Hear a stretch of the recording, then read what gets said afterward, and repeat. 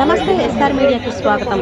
రాష్ట్రంలో మహిళలకు ఉచిత బస్సు ప్రయాణం కల్పించిన తర్వాత తీవ్ర ఇబ్బందులు ఎదుర్కొంటున్నామని, రాష్ట్రంలో కూటమి ప్రభుత్వం ఏర్పాటు అయిన తర్వాత ఆటో టాక్సీ డ్రైవర్లకు చేసేదేమీ లేదు అని, వాహన మిత్ర కింద ఆటో ట్యాక్సీ డ్రైవర్లకు సంవత్సరానికి 25,000 రూపాయలు ఇవ్వాలి అని, ఆర్డీఓ ఆఫీసు నుండి ఒత్తిడి తగ్గించాలి అని, గ్రీన్ ట్యాక్స్ నుండి వివిధ ట్యాక్సుల నుండి ఉపశమనం లభించాలి అని, ఉచిత బస్సు ప్రయాణం పెట్టిన తర్వాత మా కుటుంబాలు చిన్నాభిన్నమవుతున్నాయి అంటున్నారు.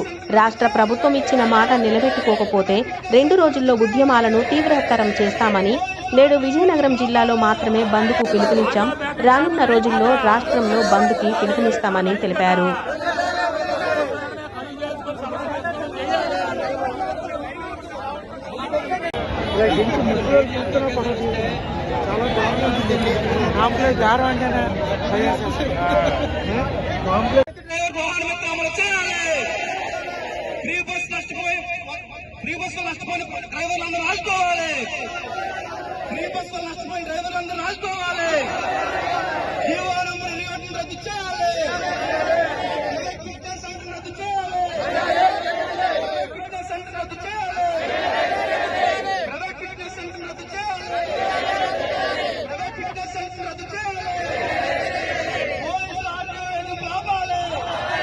ఆటోమేటిక్